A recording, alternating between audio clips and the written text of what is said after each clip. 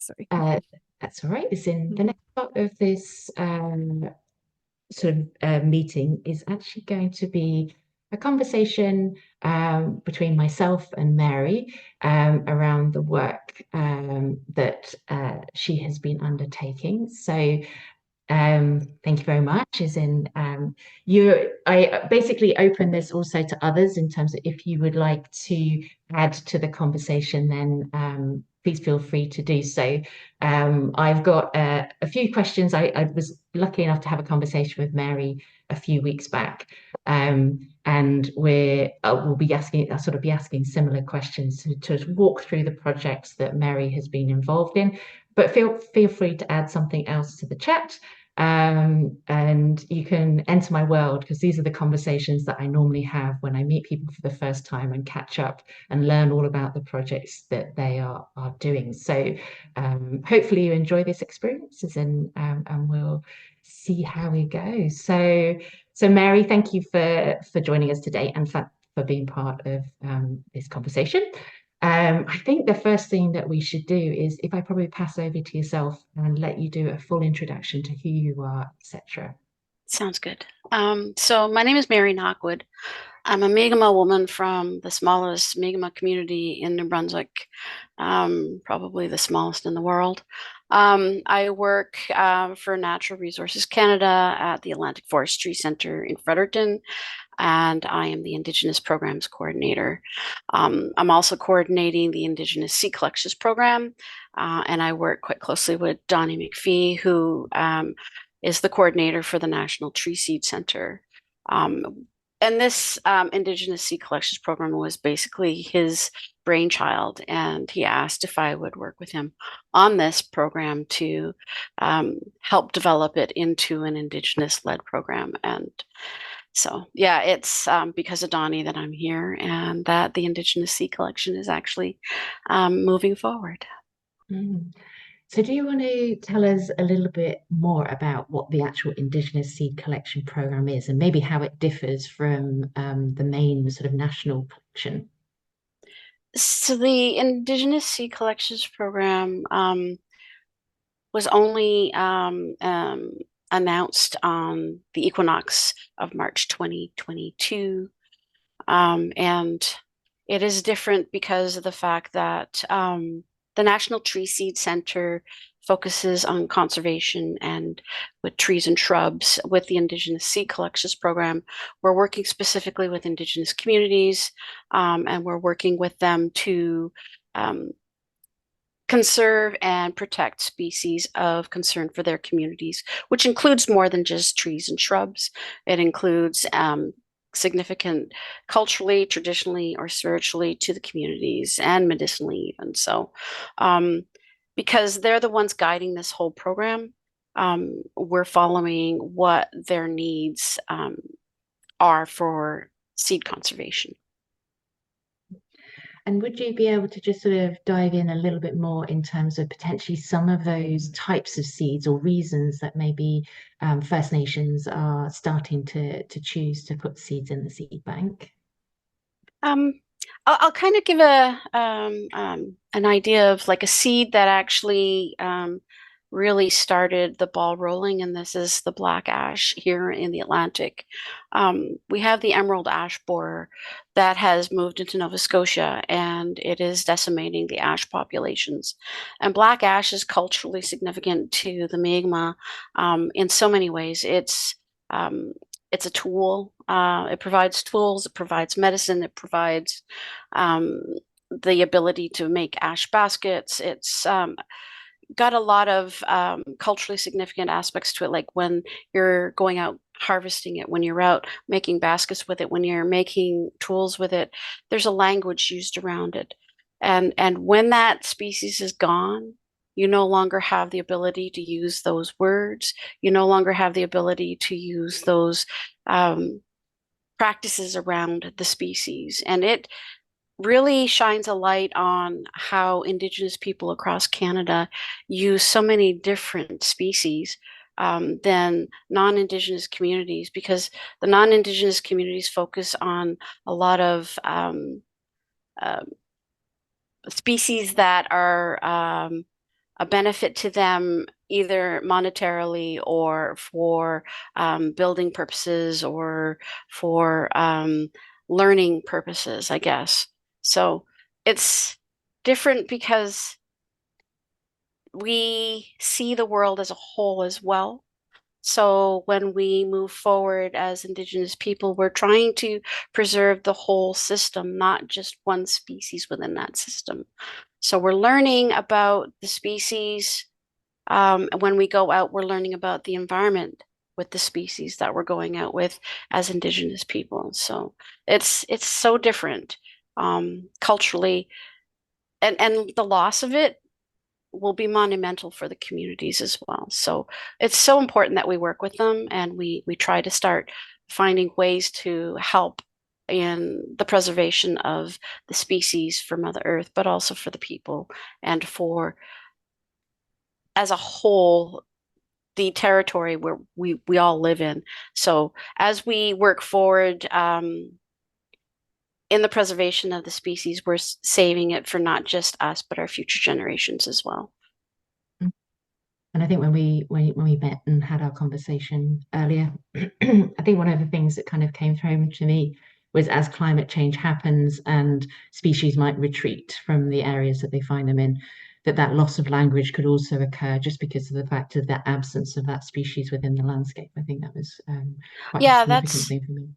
that's very significant because if we're not able to collect the seeds, um, that species will completely be lost.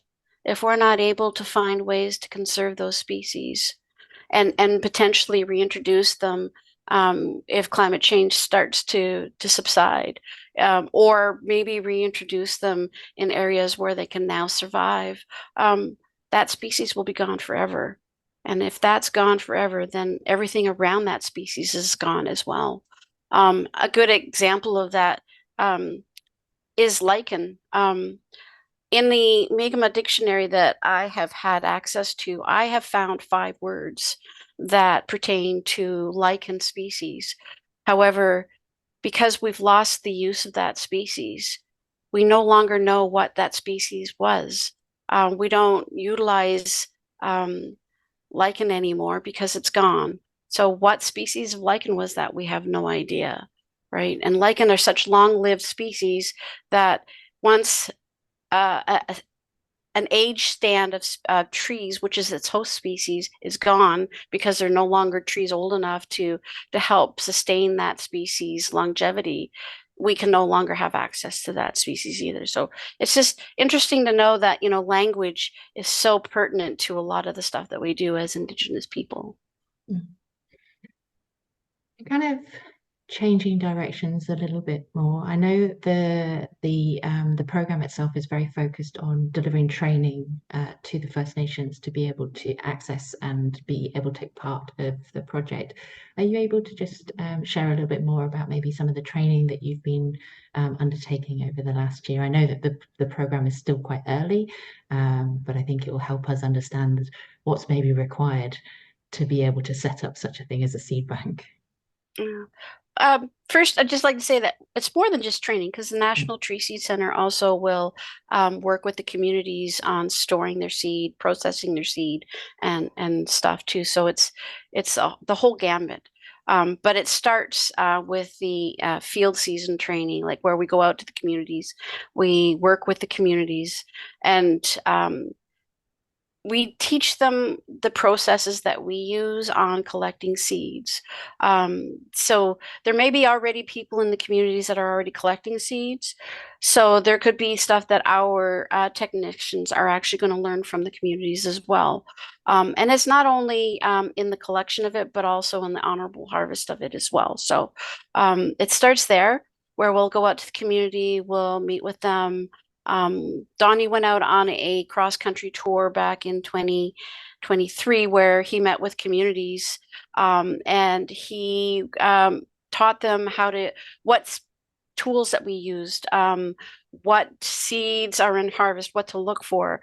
So there's a whole gambit of things that need to be understood, like understanding your species, understanding when they are ready to collect, when they are actually in seed, and learning the fact that, not all species seed at the same time.